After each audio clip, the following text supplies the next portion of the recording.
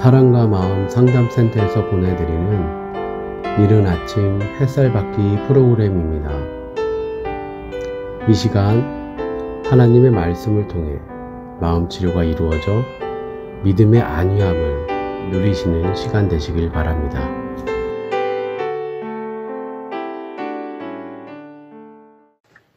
이른 아침 햇살 받기 시간입니다. 아담과 이브는 하나님과 같은 형상과 모양이지만 분명히 하나님은 아니었습니다. 단지 피조물로서 하나님과 같았을 뿐이었습니다. 그렇다면 사람이 하나님의 형상을 닮은 것은 무엇일까요? 하나님의 창조 목적대로의 삶을 살아야 하는 사람에게 적용되는 단어, 그리고 하나님께서 인간과 동행하시는 삶을 사는 사람과 관계된 같은 단어가 있습니다. 그것은 바로 양심과 마음입니다. 하나님은 눈에 보이지 않는 존재이시죠? 그럼 하나님의 형상을 닮았다면 눈에 보이지 않는 존재이지 않을까요? 그게 뭘까요? 나에게 눈에 보이지 않는 것, 마음과 양심입니다. 성경은 아담을 살아있는 존재, 즉 생명이라고 불렀다고 기록하고 있습니다. 창세기 2장 7절인데요. 여호와 하나님이 땅의 흙으로 사람을 지으시고 생기를 그 코에 불어넣으시니 사람이 생명이 되니라. 그러니까 사람은 분명히 하나님의 호흡, 하나님의 생기, 숨, 이게 들어가야 살아있는 존재가 됩니다. 하나님의 생명이 없는 자는 몸이 움직이고 말을 하고 생각을 하고 그 어떠한 것을 창조해내는 대단한 존재를 할지라도 살아있는 존재가 아니란 얘기죠. 분명히 하나님은 영적인 존재이십니다. 성경은 하나님은 영이시라고 말합니다. 하나님의 형상은 영입니다. 하나님은 영적 존재이기에 사람이 참 하나님 여호와께 예배를 드릴 때에는 분명 자신이 주님으로 말미암아 주어진 거듭난 영이 성령께서 주신 진리에 대한 깨달음 안에 있는 존재일 경우에만 그 예배를 받아주십니다. 우리는 요한복음 4장 24절에서 이런 말씀을 발견합니다.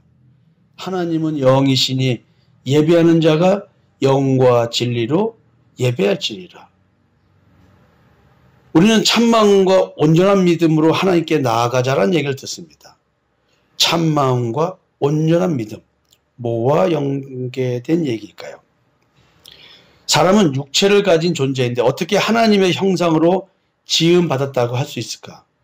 자, 하나님은 영이시라 그랬고요. 예배하는 자는 그래서 영과 진리로 예배를 드려야 한다고 합니다. 창조와 동시에 인간의 육체 그 자체로서 완전한 존재였다면 하나님께서 사람의 육체에 하나님으로부터 나오는 호흡을 불어넣지 않으셨을 것입니다. 하나님으로부터 나오는 하나님의 호흡을 받은 사람은 비로소 살아있는 존재로서의 생명이 되었습니다. 그렇다면 한 가지 의문이 듭니다. 땅의 흙으로 육체를 창조하셨을 때 사람은 움직이지 못하는 존재였는가? 아니라면 그 자체로서 움직이는 존재였는가? 만약 움직이지 않는 존재에게 숨을 불어넣어 움직이게 했다면 생명의 그러는 그 숨, 즉 호흡에 있습니다. 그리고 움직이는 존재임에도 불구하고 호흡을 불어넣어서 생명이라고 했다면 사람은 몸이 살아있어서 생각하고 움직인다고 해도 하나님 편에서 볼 때는 살아있는 존재가 아니라는 의미죠. 따라서 하나님으로부터 사람이 사람으로서 살아있는 존재로 평가받는 것은 하나님이 부여하신 호흡, 즉 생명이 있을 때만 가능하게 됩니다. 바울은 창세기의 기록을 인용하여 분명 아담이 하나님께서 호흡을 주심으로 비로소 살아있는 존재가 되었다는 것을 인용하여 타락한 사람에게 타락 전의 존재로의 회복을 가능하게 하시는 예수 그리스도의 역사를 생명을 주시는 분으로 말하면서 그 생명을 주신다는 말의 의미를 영을 주시는 것으로 표현하고 있습니다. 기록된 바 첫사람 아담은 생명이 되었다함과 같이 마지막 아담은 살려주는 영이 되었나니. 고린도전서 15장 45절의 말입니다. 마지막 아담 예수 그리스도는 살려주는 영이 되었다는 거예요. 사람은 숨이 멎으면 죽는다고 합니다. 이 호흡이 이런 육체적 생명 여부를 말할 수도 있지만 하나님께로부터 오는 사람을 숨쉬게 하는 참 생명을 의미한다면 그 호흡은 다른 의미입니다. 따라서 사람이 사람으로서 살아있는 존재가 되는 것은 하나님께로부터 오는 그 호흡이 불어넣어줘야만 합니다. 창세기 1장 2절, 즉 혼돈과 공허와 흑암이 깊은 그 땅에 빛이 비춰지는 것, 이게 생기거든요, 사실은. 여러분들이 빛비추임에 대한 이야기, 창세기 이야기를, 창조 과정을 잘 이해하시면 성경의 맥을 뚫고 이해할 수가 있습니다. 자, 그러면 참 생명인 호흡이 담긴 곳, 우리 육체지 않습니까? 근데 진짜로 그게 육체를 말할까요? 성경에서 태초부터 있었던 참 생명은 예수 그리스도라고 합니다. 요한일서 1장 1절에요. 태초부터 생명의 말씀에 관하여는 우리가 들은 바요, 눈으로 본 바요, 자세히 보고 우리 손으로 만진 바라. 이 지금 예수 그리스도에 대한 얘기죠. 요한복음 1장 4절입니다. 그 안에 생명이 있었으니 이 생명은 사람들의 빛이라. 그러니까 생명이 하나님 안에 있었고요. 이 생명이 사람들의 빛이라고 합니다. 자, 예수 안에 하나님의 생명으로 존재하십니다. 이 생명이 사람들의 빛이라고 했으니까 태양빛이 아니고 달빛이 아니고 별빛이 아니라는 얘기죠. 예수님이 참빛이라고 성경은 말하고 있지 않습니까? 요한복음 11장 25절, 예수께서 이르시되 나는 부활이요 생명이니 나를 믿는 자는 죽어도 살겠고. 그러니까 우리 육신이 죽어도 산다는 얘기 아니에요. 부활. 예수님이 부활이요 생명인 거예요. 또 요한복음 14장 6절, 예수께서 이르시되 내가 곧 길이요 진리요 생명이니 나로 만지 않고는 아버지께로 올 자가 없느니라.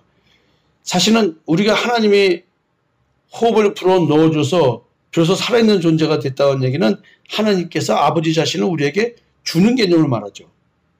빛비추임, 예수가 내 안에 들어오는 것, 성령께서 내주하시는 것, 예수 안에 하나님이 존재하시는 것, 그 내 안에 생명이신 하나님이 들어오시는 거죠. 요한복음 6장 35절입니다. 예수께서 이르시되 나는 생명의 떡이니 내게 오는 자는 결코 줄이지 아니할 터이요 나를 믿는 자는 영원히 목마르지 아니하리라. 먹을 것이 없고 마실 것이 없어 기근이고 기갈이 아니고요. 하나님의 말씀을 듣지 못하는 것이 기근이고 기갈이라고 얘기를 합니다. 광야에서 만나를 먹은 것은 사실 예수 믿는 믿음에 대한 얘기를 가리키고 있었던 이야기시죠. 하나님께서 만나를 통해서 그리스도에 대한 이야기를 설명해주고 예수 믿는 믿음에 대한 얘기를 가르쳐주고 있었습니다. 즉 복음을 전하고 있었던 이야기입니다. 그런 이야기들은. 요한복음 6장 51절, 나는 하늘에서 내려온 살아있는 떡이니 사람이 이 떡을 먹으며 영생하리라. 내가 줄 떡은 곧 세상의 생명을 위한 내 살이니라 하시니라. 그러니까 십자가의 대속의 은총, 이 믿음, 자기의 의가 아닌 믿음의 의를 갖게 되는 것, 이게 하늘에서 내려오는 생명의 떡인 예수 그리스도를 먹는 것이고, 이 먹는다는 말 자체가 뭐냐면 믿음을 의미합니다. 또 좀 말씀을 보겠습니다. 사도행전 3장 15절인데요. 생명의 주를 죽였도다. 그러나 하나님이 죽은 자 가운데서 그를 살리셨으니 우리가 이 일의 증인이라. 지금 여러분들 생명의 주를 죽였다. 유대인들이 죽인 거죠. 그러니까 호흡을 불어넣어줬다는 얘기는 이 생명입니다. 이 생명의 주를 죽인 거예요. 십자가의 죽음과 부활. 이것은 하나님께서 우리를 대속의 은총을 주시기 위해서 우리의 죄를 대신해 죽게끔 해서 그 사건이 내 사건이 되게 해주신 거거든요. 그래서 구원과 부활의 소망이 이제 이런 가운데서 나오는 거거든요. 고린도서 4장 11절입니다. 우리 살아있는 자가 항상 예수를 위하여 죽음에 넘겨짐은 예수의 생명이 또한 우리 죽을 육체에 나타나게 하려 합니다. 그냥 생명의 호흡이 내 안에 들어오는 거죠. 죽을 육체, 유한한 내 육체, 어떤 경우든 육신이 죽어서 흙으로 돌아갈 수밖에 없는 이 육체에 생명이 나타난다는 얘기. 그러니까 여러분들이 교회 다닌다고 생명이 나타난다고 생각하면 이거는 큰 오산인 겁니다. 우리가 말씀을 제대로 알고 진짜 하나님은 영이시니 신령과 진정으로 예배드리는 존재가 되는 것, 예수의 생명이 내 안에 나타나는 겁니다. 골로새서 3장 4절에서요. 우리 생명이신 그리스도께서 나타나실 그때 너희도 그와 함께 영광 중에 나타나리라. 우리가 죽는다면 그리스도가 심판으로 오실 때에 그때 우리도 나타난다는 거죠. 함께 나타난다는 거예요. 이건 미래에 있을 어떤 일인지 모르지만 지금 우리는 영적으로는 하늘나라에 예수 그리스도와 함께 올라가서 같이 함께 앉아있다고 성경은 얘기합니다. 요한일서 5장 12절인데요. 아들이 있는 자에게는 생명이 있고 하나님의 아들이 없는 자에게는 생명이 없느니라. 우리가 교회를 아무리 열심히 다녀도요. 아무리 헌신봉사를 하고 진짜 생명을 내어주기까지 하고 온 재산을 다 팔아서 불안한 사람들 도와줬다고 해도 내 마음속에 아들이 없다면 나는 생명이 없는 죽은 자일 뿐입니다. 참 어려운 이야기죠. 이런 이야기들이. 사람은 태초부터 참 생명을 유지하기 위해 생명나무의 열매를 먹고 살아야 했습니다. 요한계시록 2장 7절에 귀 있는 자는 성령이 교회들에게 하시는 말씀을 들을지어다. 이기는 그에게는 내가 하나님의 낙원에 있는 생명나무의 열매를 주어 먹게 하리라. 오늘 내가 에덴 동산에 사는 존재, 하나님의 낙원에 있다고 한다면 생명나무의 열매를 먹을 것입니다. 생명나무의 열매를 먹는다는 얘기는 선악을 알게 한 나무의 열매를 더 이상 먹지 않는 존재로의 변화를 말하겠죠. 선악을 알게 한 나무의 열매를 먹는 것은 내가 하나님과 같이 돼서 선과 악을 내가 판단해서 내 기준입니다. 하나님의 기준이 아니에요. 내 기준으로 선과 악을 판단해서 내가 선을 추구하는 삶. 이게 지금 생명나무를 먹지 않는 존재에 대한 이야기입니다. 그냥 내가 선악을 알게 한 나무의 열매를 먹나 생각하지 말고 내가 생명나무의 열매를 먹는 존재로 정체성이 바뀌었는가 이 생각을 해봐야 합니다. 생명나무이신 예수 그리스도가 주신 열매란 무엇일까요? 하나님은 사람이 선악을 하는 일에 하나님과 같이 된 후에 영생을 얻는 생명나무에서 사람이 열매를 먹지 못하도록 화영검을 두어 길을 막고 계셨습니다. 그렇다면 사람은 영생할 수 있는 생명나무의 열매를 영원히 먹을 수 없는 것인가요? 우리 이런 고민을 좀 해봐야 되지 않을까 생각됩니다.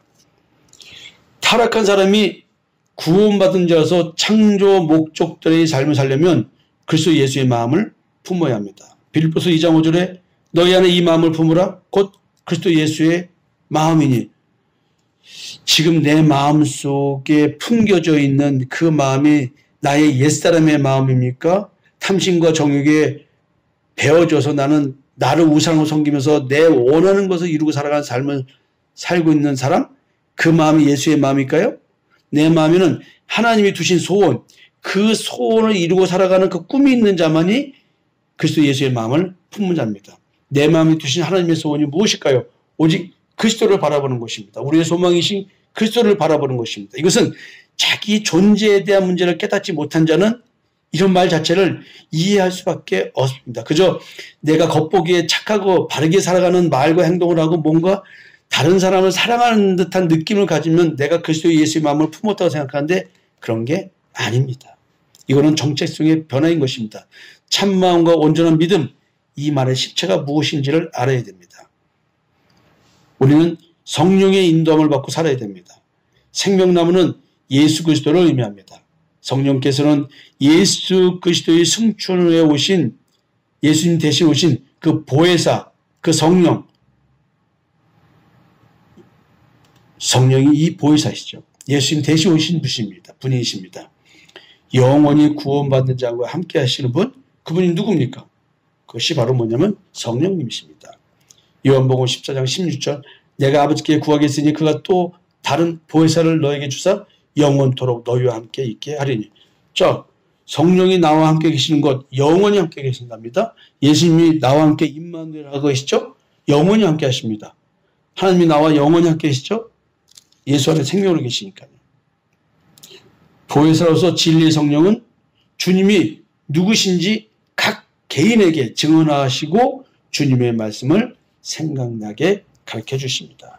요한복음 14장 26절에 보혜사 곧 아버지께서 내 이름으로 보내실 성령, 그가 너희에게 모든 것을 가르치고 내가 너에게 말한 모든 것을 생각나게 하리라.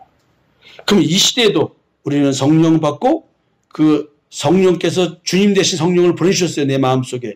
그 성령께서 나에게 예수 그리스도에 대해서 참 하나님 여호와에 대해서 가르치고 계신다는 것입니다. 요한복음 15장 26절에 내가 아버지께로부터 너에게 보낼 보혜사 곧 아버지께로부터 나오시는 진리의 성령이 오실 때에 그가 나를 증언하실 것이요. 여러분, 과연 진리의 영, 지혜와 계시의 영, 그리스도의 영, 하나님의 영, 그 성령께서 내 마음에 오시면 그리스도에 대해서 깨달아지기 시작을 합니다. 이와 같이 성령의 활동은 사람의 각 개인의 죄와 의와 심판에 관련돼서 내게 가르쳐 주십니다. 요한복음 16장 8절에 그가 와서 죄에 대하여 의에 대하여 심판에 대하여 세상을 책망하시리라. 여러분, 오늘 여기까지 얘기할 건데요. 여러분들께 많은 성경 구절을 읽어드리면서 말씀을 드렸습니다. 하나님의 형상, 그리스도의 형상, 성령, 다 영적인 이야기죠. 내 마음속에 나타나시는 그리스도의 형상, 이것이 오늘 내가 참마음과 온전한 믿음으로 하나님께 나아갈 수 있는 새로운 피조물 됨에 대한 증거입니다. 오늘 여러분들은 내가 하나님 앞에 하나님의 자녀라는 증거를 뭘로 제시하고 계실까요? 오늘 한번 자기 존재에 대해서 고민해보는 하루가 되었으면 좋겠습니다. 내일 뵙겠습니다.